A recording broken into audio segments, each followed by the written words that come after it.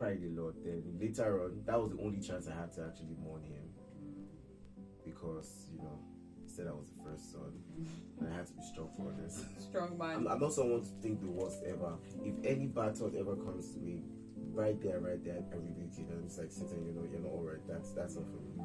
So I never even thought that anything. I never even imagined that I would lose my dad. I think I trust God so much not to question, and I know whatever happened for a reason.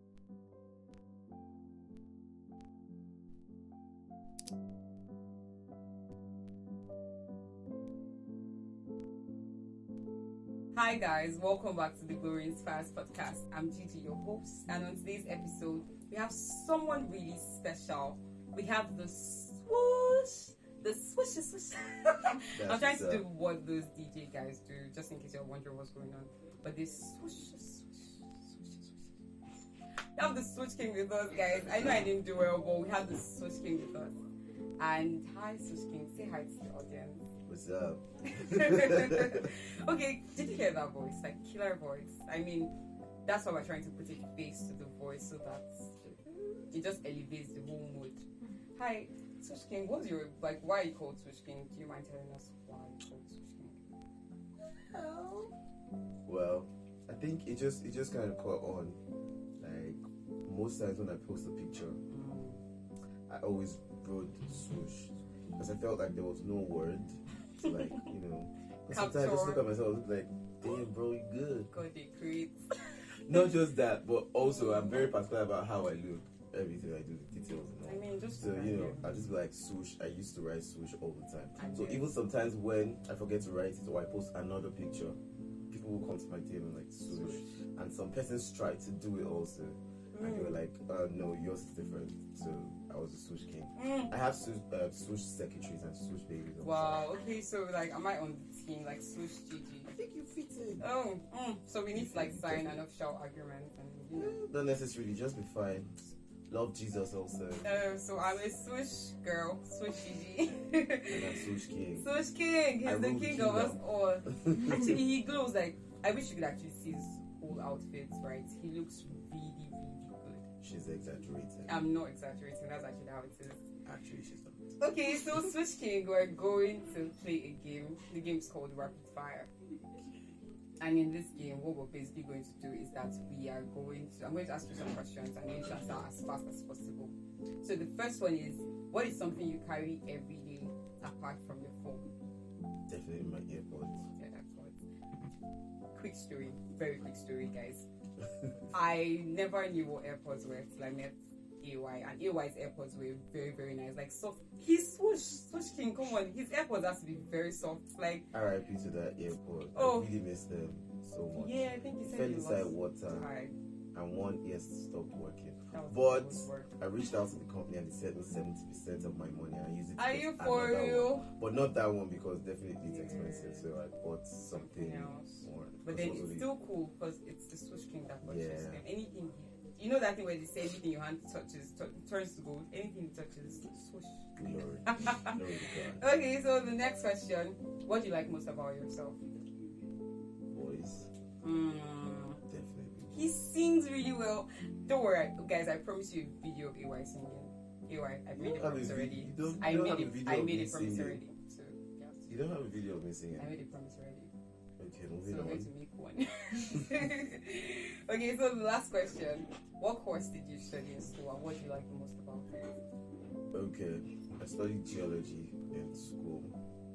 What do I like most about it? Well, I like to learn about mineral resources and how blessed Nigeria is. Yeah. Are you currently practicing what you studied in school? You know that thing where they're like, oh, I went to school, I studied optometry, and now I'm a tech girl. Okay, how maybe it I'll is do for mine. Hello. My name is Ayo. I studied geology, but presently I'm a copywriter and an editor. Okay. Today on the podcast, AY is going to be sharing with us how he coped with the loss of his dad. He lost his dad sometime in 2021. And as you can see, as you can hear, he's doing really fine.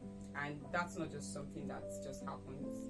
there was a process, and he's just here to share how he coped with the loss and how everything has been, and also share hope with those of you out there who are currently facing the challenge of losing a loved one, and he'll just give you some advice on how to cope with it. Right. So how was your relationship with your dad like?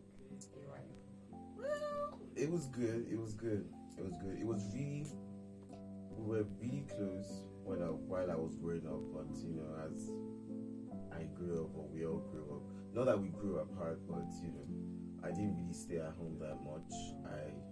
I did my secondary school with my grandparents because there was this really good school they wanted me to go to, me and my sister. So we went to stay with my grandparents during that period. So it's only during the holidays we come back home. And my dad was not strict, but he was very principled and disciplined. So let me just say this: he's the kind of person that we're stuck in traffic, and I would say I'm the funny one, or one of the funny ones. I try to ease everybody up in traffic because I know everyone is tensed and everything.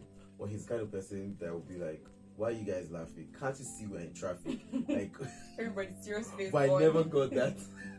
I never got that stuff. Okay, we're in traffic, so I'm supposed to be trafficking. So he's a very serious person. Yeah. But once in a while, he does come out of his shell, and when he's usually jovial, sometimes we're like, "What did he take today? What's going on?" So it was just his person. It's not like maybe he never liked us or something. So we understood that. So I would say we're very, very close. Very close. Meaning like his death really hit you. Oh my God! Do you want to share? Far from hitting. It crushed me. Yeah, it did. It did crush me. And like share the story for sure. Okay, so would I say my dad he doesn't fall sick a lot, but stress gets to him easily. He was a pastor, so it was just immediately after the 2021 Holy Ghost convention.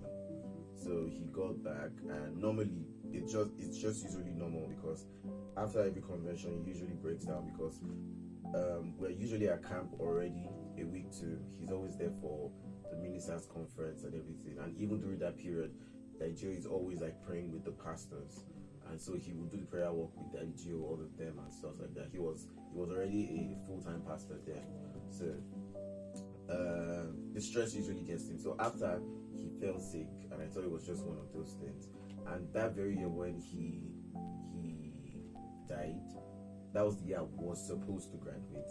So previously we had one very, very long strike with coronavirus also. So when I got back to school, I was like, no, I'm not going to go home until I'm done, because give or take, I was supposed to be done by September. So I was just like, okay, we spent a whole year together and everything. I would not, because I wanted to be out of school, very fast, and I wanted to be like, oh, I'm back, and now I'm a graduate, that kind of thing. So, and that was the first time I was staying away from home, that I would not go home. After he died, I wish I went home, because I had not seen him for like 8 months before he died. So he fell sick, and then, I called and everything, and I said, oh, how is he doing? He's doing better, blah, blah, blah. But then, he messaged me on, I think, a week to when he died, and it was like, pray for me, and so I prayed for him and stuff like that. Then I kept checking on him. How is he doing now? Like, he's fine. But about 5 days to when he died, 5 or 4, I did not speak to him, because every time I called, they told me he was sleeping. So I was like, okay, since he's resting, let me just leave him. But they did not tell me how. I would not necessarily say it was that serious. We all thought it was one of those things. It was later on, some things happened, but they did not tell me about it. They never told me of the time they rushed into the hospital, like in the night, and they had to get ambulance, and they did not get it on time and stuff like that. And when they had to refer him from one hospital to another, they didn't tell me that. They didn't want to start me and all. So on the day he died, on Friday, I noticed that something was different. I could not just pick it. That day I was just all gloomy. I would not say I was sad, but I just felt within me that something was off. Then later on, I started receiving calls from people I hadn't spoken to, and some of them over a year, some of them over 6 months, and they were like, "Hi, how are you? They never said anything though. How are you, Ayo? How are you doing? Can you send me your mom's number?" So they kept asking for my mom's phone number and give it to them. Then my family friend called, and she was like, "Hi, Ayo, how are you doing? Are you okay?" Like, "Oh, yeah, I'm fine. I'm good. Everything is fine." And then she asked for my sister's number. No, my sister's roommate's number. They said they've been trying to reach my sister, but I did not. I'm not someone to think the worst ever. If any bad thought ever comes to me, right there, I rebuke it. And it's like, sitting, you're not alright. That's not for me. So I never even thought that anything. I never even imagined that I would lose my dad. Not because I was so sure, but I know that this is not going to happen to me. This is not for me. This is not my portion. So I was like, yeah. So when she asked me, I was like, okay, I will send it to you. But then before she ended the call, she said one thing. She was like, "You sound fine." Immediately she said, "You sound fine." I knew something was wrong. I knew right there. And I was like, "You know what? Please just give me a minute. I'll call you back." And I ended the call and I called my mom immediately. I called her. She wasn't picking. She wasn't picking at all. Then I called my brother. My brother is the kind of person that he's the last born. Nobody touches his phone. Why would I carry my brother's phone? What do I want to do with it? So nobody, not even my mom will pick his call. He barely gets call himself. Like he only gets call from us or maybe if he was his friend. So when I called him, someone else picked the phone. And not someone that, it wasn't my mom. It wasn't my dad. It wasn't even someone that would like, okay, it's possible. I think I trust God so much not to question, and I know whatever happened for a reason.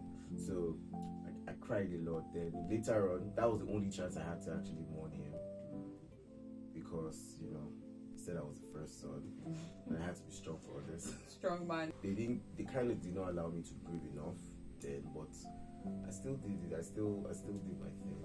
And Swoosh King. No, I definitely wasn't swooshing.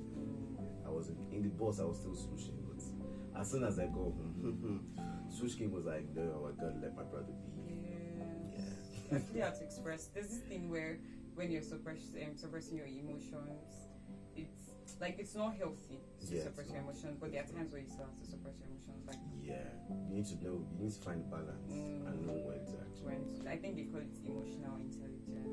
I don't know if it applies here. But before I move on to the next question, the reason why I reached out to you was because I don't know if I told you, but there was a time around that period when you lost your dad, and I saw you posted a video. It was a video of you praising, like you were singing praise songs, I don't know, or you were worshiping in your room. I know the video. Yeah. I don't think my face showed it. That I think it was on my birthday. I think, was it the year he died? No, it was a year after. Yeah, so I did a video.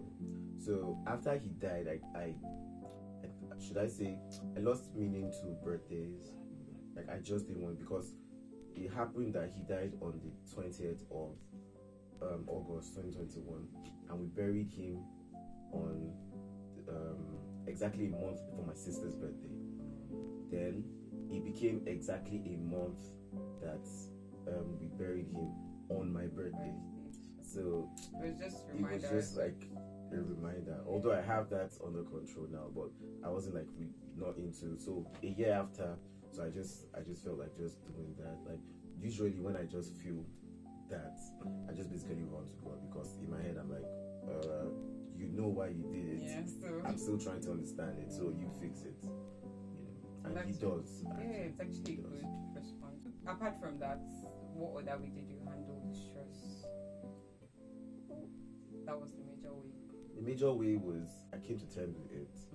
It sounds really simple and cliche, but coming to terms with it that this person is gone and he lived a good life. I think another thing that really helped me was he actually led a good life, a really good life that I was envious of, and I was really proud.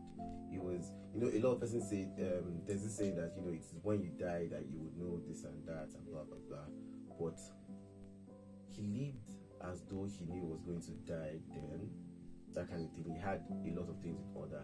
And the testimonies that came after he died was amazing. And after he died, we actually found that he wrote his biography before he died. Really? He wrote everything. Wow. But there are some things that we did not know. He had everything written out, and like he literally, and it was what he wrote that we actually used. You understand? Then when he died, we met some persons, a lot of persons that he had touched their life. Not just, I'm not talking about monetary, but people that he has affected their life positively, as a pastor, as a friend, as and that also, helped in its own way for us to find closure, because it was amazing that, okay, that's my dad, and I know that he's gone. Then also, most importantly, we were consoled by the fact that we knew for sure that he would be gone, because he died in Christ.